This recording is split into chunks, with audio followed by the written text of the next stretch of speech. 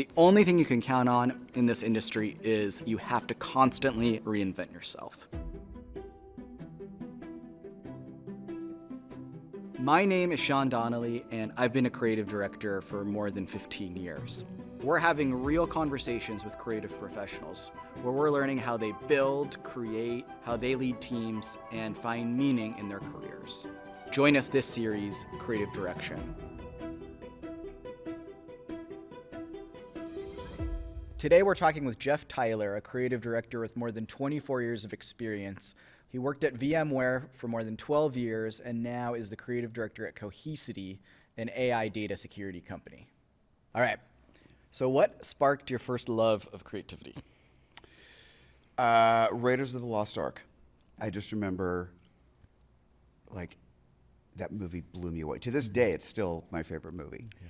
The entire drive home, I'm in the back seat of the car, and I am having more adventures in my head. These serialized Indiana Jones adventures in my head. I'm the star of it, and I daydreamed the whole thing the entire drive home. The morning after that, I got up and I said, I want to make movies. I want to tell stories that make people feel the way that I feel right now. And that's never changed. I had a similar experience the first time having an image develop in the darkroom. Oh, yeah. And seeing that, I mean, if that's not magic, I don't know what is. And I'll tell you, I mean, I've been doing this stuff 20 years.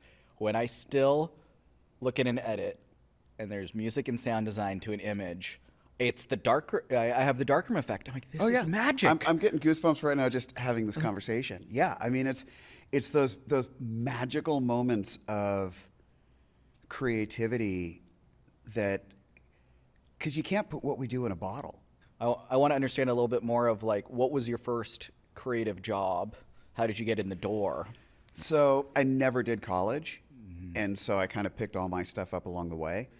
A graphic design course with UC Santa Cruz Extension class, where I was doing the paste up and stuff, and I turned in my assignment, and the teacher said, I don't think that you've got a future in graphic design. And so I stopped going to school. Wow. So that I could pursue a future in graphic design. Yeah, and look at you now. Yeah. Yeah. And then as I started my professional career, when I was at PDI DreamWorks, because originally I started in film, because I wanted to be a filmmaker. And I had the worst boss I've ever had in my life. I had wonderful mentors at that company as well. Still one of my dear friends, Patty B, she's the one that got me in there. Everybody needs a mentor like that. Everybody needs a really bad boss. And you should have both of them very early in your career, because they give you really clear guideposts. Over here, I know, here's how I treat people. As I continue to rise up and I get people under me, here's how I support them. As I have peers around me, here's how I support them. And on the other side, here's how I do not treat anybody. And I want to be sure of that. And so that kind of guided me. And then I've been incredibly lucky that I have always had phenomenal bosses and who've cared, who've been supportive. I'm still friends with almost every boss I've had since since PDI, so for almost 30 years. Wow. So when I left there, I went to Frog Design because I was like, okay, film's not the place for me. I had fun. I got some screen credits. I got out. I went to Frog Design, and I was a project manager. And so we did product design, graphic design, branding, digital media, pretty much everything. They built out this wonderful process that they actually sold it as a product to companies that were developing products. So that gave me the background of, here's how you can apply a end-to-end creative process for efficiency, and that hits all of your marks. And so then I was there for 4 years, and then I started my own company, Monkey Chicken Design. From there, I ended up getting a video job to do an animation for VMware. And at the time, VMware was 6,000 people. They were pretty small company still, only in virtualization. What do you feel like from your time at VMware, like the one major thing you learned? I mean, it must have been a pretty big ride because you started off as...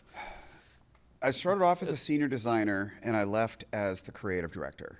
And in between that, I was senior designer, then I was the director of design and video, and then I was the creative director for the brand experience team.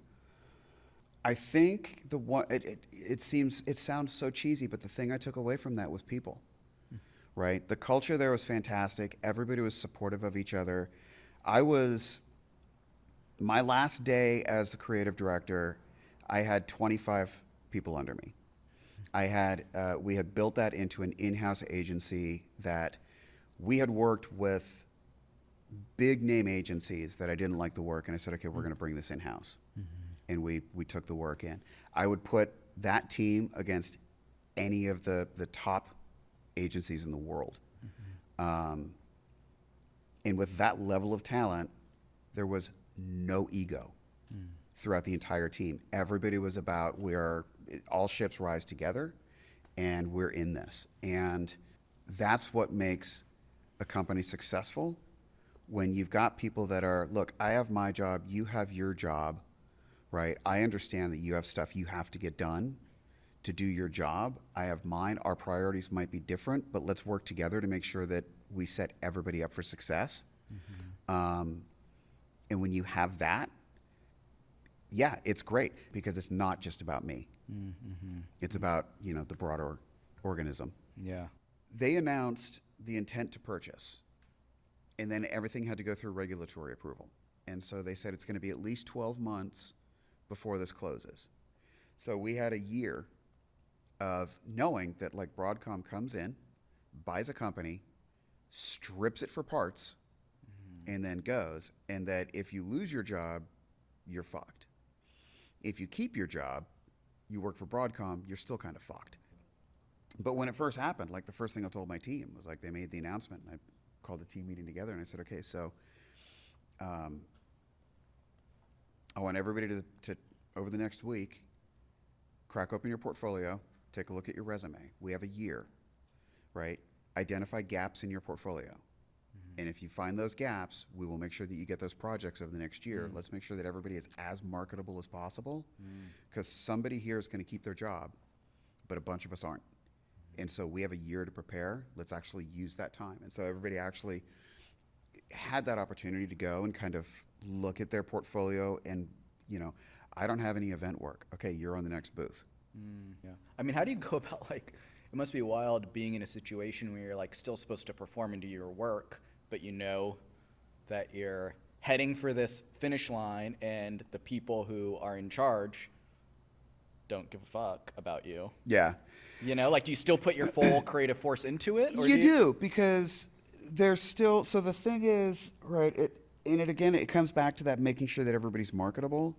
So there's people within the other parts of the org that need what we're doing to do their job, right? And what we wanted to try and do was make sure that by the time this happened, everybody that we touch has the opportunity to say in their resumes and what they're doing, here's the metrics of everything I just worked on, right? And so they're still entering a job market with current data, instead of, this is my historic data from last year, because this year we just slacked off, right? And so it's more about the passion for the people and making sure that we're still positioning everybody to be successful, than it is about, I want this company to go. And and there's also another part of it. There's just the professional aspect, right? Because one of the things that, I was there for 3 months after the acquisition, because I guided the transition. And I made a promise to my team that I will not leave until the transition's over. Like, I will be with all of you guys through all of this uncertainty till they make the close, and then through transition, and then I'm out. And so during the transition, and I had people that I'd worked with for over a decade coming up, like, how do you feel about what they're doing to your brand? And how do you feel about what they're doing to your logo? And I'm like, it's not mine. It was never mine. And sure, I'm the step parent, right? I'm the one that makes sure that it grows the way it's supposed to grow, and we nurture it, and we do what we're supposed to do, and we keep it safe. But I don't own it. It's not mine. Yeah. And so that professional aspect, comes in. And there are days that you're just like, fuck it. Yeah. I'm not doing it today. Let's go swimming. Yeah. Pool Like time. you get up in the morning and, because they made us drive to work every day, and you're looking, you're like, it is gorgeous and sunny. I think today I'm going to the beach. Yeah. But, at the end of the day, we're professionals. Yeah. Well, and it sounds like the people, it's like the way you found a lot of purpose was serving other people. Yeah. Rather than, this. And company. that's my driving force anyway. I'm not loyal to a company. And it doesn't mean that, like, I don't give a damn about the company, right? But I give the company the loyalty that the company gives me. And I know that if they're like, we need to cut some costs, there's no such thing as loyalty, right? They're running a business, and I get that. So I'm in it to make sure that the people in that company are supported, accepted, right? Get what they need to be successful. And like with my team, like, okay, everybody has to grow. You have to come to me with how do you want to grow over the next year? And you can't be in the exact same place from a skills perspective 1 year from today as you are right now, because if you have, we've both failed each other. And so, and I think that's for everything, it should always be about the people. Yeah.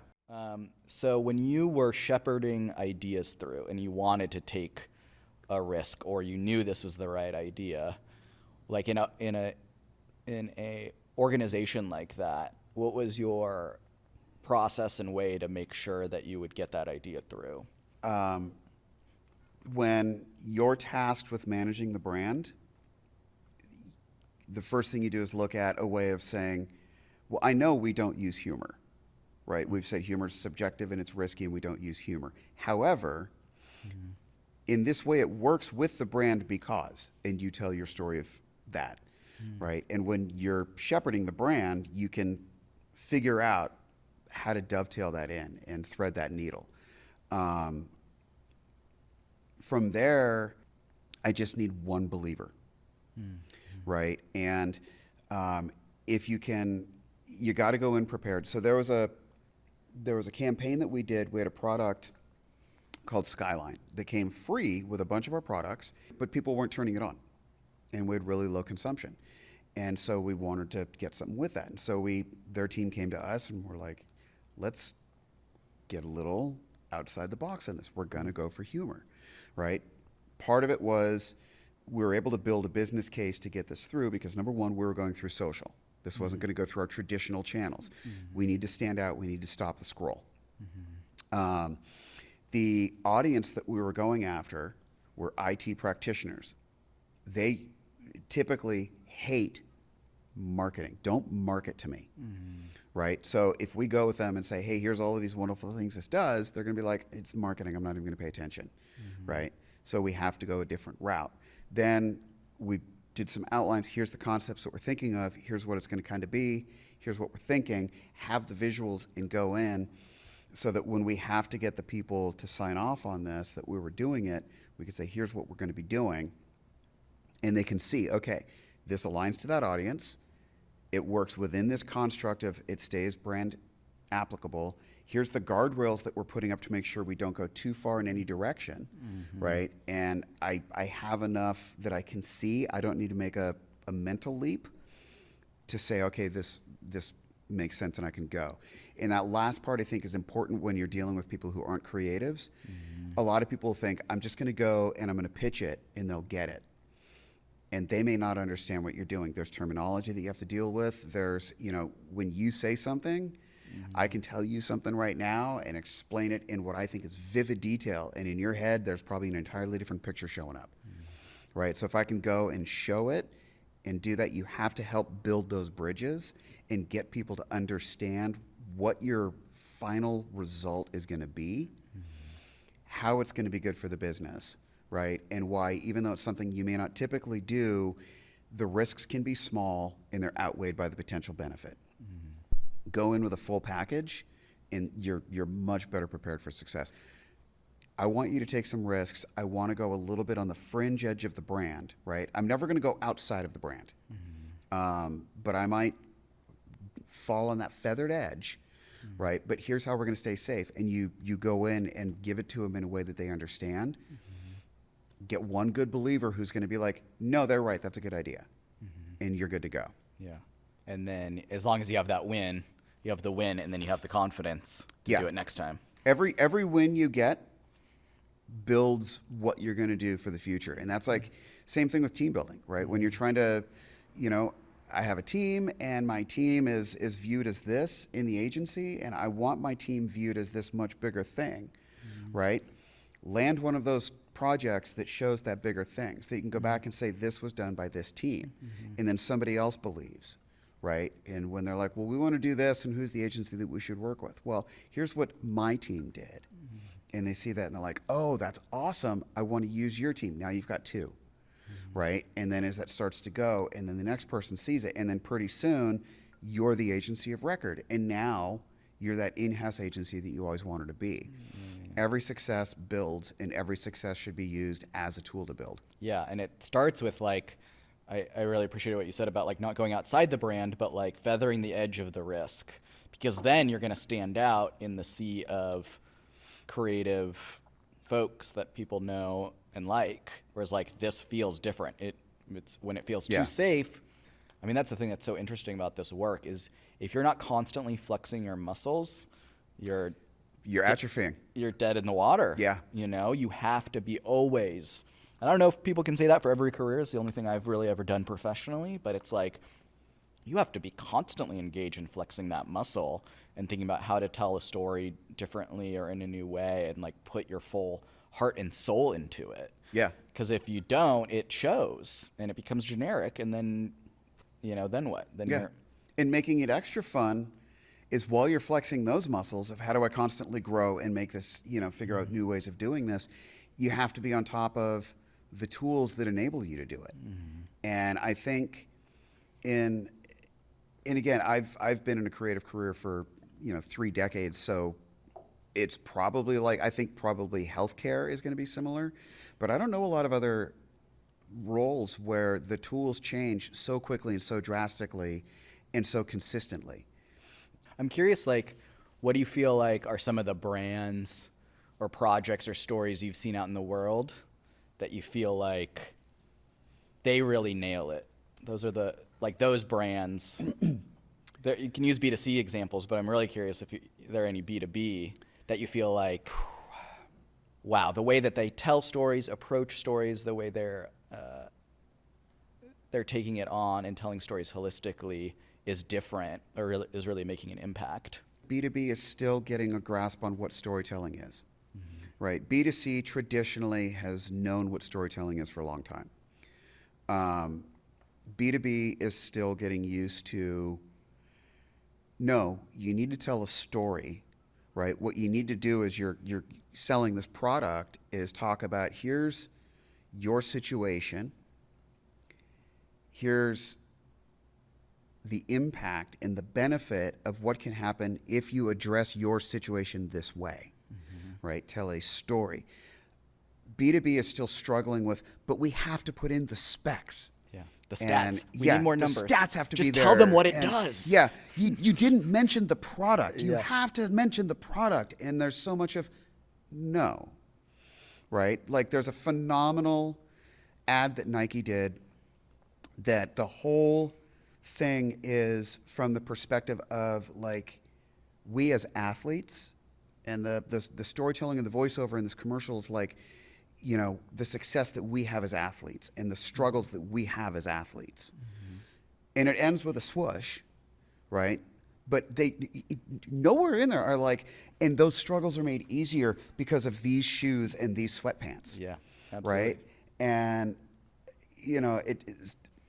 They have the brand awareness, though. That's the thing that's such a challenge, like, because we're always trying to sell that. And like, look at this Nike spot, look at this Apple spot. It's such a luxury to be like, oh, when you show the logo, when you show the mark, you don't have to do any awareness or education around the brand. Yeah. You can focus on the brand value and emotive storytelling.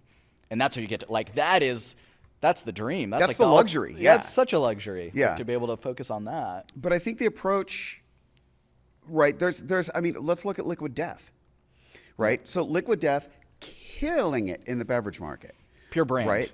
Pure brand. And they got the brand awareness because of kooky, crazy, story-driven campaigns that they threw out at the beginning, right? A bunch of kids hanging out at a party with tall cans, and, you know, there's that twist, like, oh, but it's little kids, that's not booze, right? But so they got that brand awareness. And so I think that's the struggle, right? Is how do you build that brand awareness? You have to speak to a certain level of value besides economics, you know. And when you look at, like, my favorite examples, like, of course you have Apple with, you know, this is empowering your creativity. Dove Real Beauty, let's own what real beauty means. Yeah. Like, that's where, I mean, we're always pushing it, but with, like, B2B brands, there's so much opportunity to tell stories in that way around real impact, because what you're actually doing is way more tangible than a pair of shoes or jeans. Totally. There's more impact in the world. Like, oh, you're powering education. Yeah. You're powering a hospital. You're doing all those things. Yeah, and it's I mean, we've had successes doing it where it's like, yeah, we can convince people to do that. And when we show the work, people are always, like, blown away. And it's like, this isn't that, like, challenging of a framework to think about things from. And yeah, but they're so married to, but the way we've always done it was we threw numbers up, and, you know, we did these things, and we said this, and, you know, we got into the tech, and you got to get people to understand, like, yeah, but there's a funnel, right? And when you're in the numbers in the tech, you're down here in the funnel, right? We want attention on this. We want to be up here. Sure. We want where people, like, what I would love is if somebody sees a video from Cohesity, right, and they don't know who the brand is, what I would love is for at the end of the video to be like, what do they do? And grab their phone and look us up, right? Because that's how you're going to build awareness. And some folks will be like, oh, I have no use for that as a company. And some folks would be like, oh, this is meaningful to me. I should look more into this because this looks interesting, right? And so I think a huge part of building that awareness is getting people to first even ask, who are you and what do you do, right? As the great philosopher Janet Jackson, I believe, once said, what have you done for me lately? Was that Janet Jackson or Paula Abdul? Either way, great philosophers. But, right, and what do you do for me? What can you do for me? Absolutely. Yeah. Right, and you look it up. And, you know, I play the game with pharmaceutical commercials, right? Because they all talk about, like, you see, it's always people dancing at the picnic and talking about how wonderful their life is. And then the super fast spoken warnings about, you know, anal leakage and suicidal thoughts. And it's like, but what does it actually do? And so I'm just like, well, I wonder what that one does. Yeah. And you look it up, right? Well, inciting the question, inciting the curiosity. Like, you don't need to explain everything away. Is one of the first steps. Yeah. Yeah. Especially in social, right? Because you want to leave them wanting to know, so that they actually follow your CTA and go deeper. If you answer all of the questions in that top thing, you're not going to get any leads off of it. I actually think, I mean, for a B2B example, I mean, IBM, you know, can be seen as old school, but the way they talk about themselves a lot is it's tangible, but this is what this does for you. Yeah. And I think that's a really, like, I feel like that's a really nice bridge from the B2C world of, like, showing the cool athlete dunking, you know, buy a pair of Nikes, to something that's a little bit more serious and intellectual is, okay, yeah, we don't have to say stats, but this is what this actually does for you as the consumer. Yeah. You know, and it's like, that's the thing that I feel like B2B forget sometimes is, like, there's still people who are the decision makers at the end of the day. Yeah. Well, and don't forget that, again, on the people side, right? If I'm working in B2B, the companies that are buying our products in a lot of cases are B2C, right? And so if you can build that awareness as well. So if I've got, you know, somebody who banks at a bank, right, and they see one of our commercials and they're like, I don't know what that is, and they look and they're like, oh, you know, data and there's security and, you know, all of these things, you know, that's important stuff. My financial information is important. I wonder who my bank uses to make sure that all my stuff there is safe. Oh, interesting. Right? And so you can, if I can get the consumer to understand the value of our product, and they go to the companies that they trust and that they use and be like, hey, that one, I've heard some things. I'm a lot more comfortable continuing my business with you if you're using these suite of tools to keep all of this information safe. Interesting. Yeah. Right? It's just, it's another way of looking at it. And the other thing about B2C as well is, if I'm Nike, right, my audience is an athlete. I'm done. Or an aspirational athlete, right? And I'm good. If I'm at Cohesity, my audience could be a chief information security officer, a chief financial officer, chief executive officer. All three of them have different goals and different approaches in what they want to do. It could be the head of marketing operations.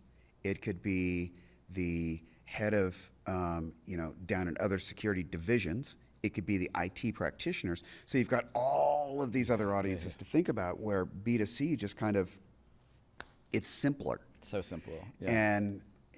And like I said, they're willing to take more risks. It's just fun. Yeah. Well, I mean, actually, with something I found meaning with the B2B work that I think relates to that is you're asking, the risk is so much smaller in a lot of ways for a B2C audience. It's like, cool, buy a $20 thing, buy a $50 pair of jeans, $100 pair of shoes. If it doesn't work out, it's no big deal. Yeah. I mean, the thing that's pretty fascinating I find about the B2B work is, like, you're saying, buy this product. If it doesn't work for you, your career's done. Like the risk factor there is actually, like, kind of fascinating and interesting, and leads to, I think, a little bit more intellectual rigor with the content. Yeah. Rather than, cool, let's just, like, do the splashy thing, and if it doesn't work, or if we get some, you know, bad reaction to it, people will forget about it. Yeah. Well, and our price points are different too, right? Because, you know, you spend $90 on a pair of jeans, or, you know, hey, buy this iPad for $1,500. And then when you get into, like, what we're selling, and when you're typically selling on the B2B level, most of your deals start with 2 commas, right? And it's like, okay, so now I'm dealing with millions of dollars. You know, while they say nobody ever got fired for buying IBM, I'm pretty sure at least one person has. Yeah.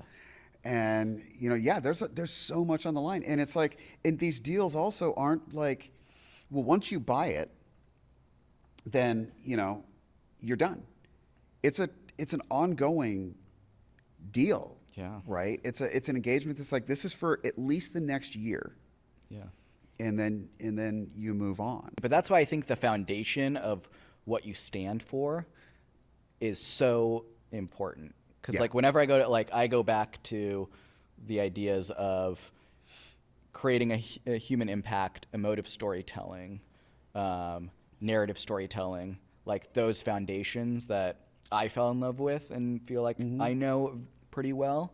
Like, it's just different applications to do that. So as long as you have your, like, emotional core, your foundational core that you believe in.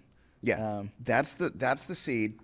Everything else is the water and the soil. Okay. It's funny though, because, you know, when you talk about that, when somebody asks me, like, okay, what's your favorite project?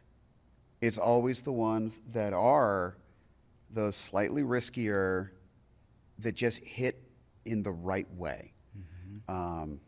There's magic to it. There is. The video that we just did with you guys, every single person that I've shown it to is like, ooh, I got goosebumps at the end of that. That's it. Like, that's what I want from everything. And there's no stat in that whole video. Yeah. No, we don't mention the name.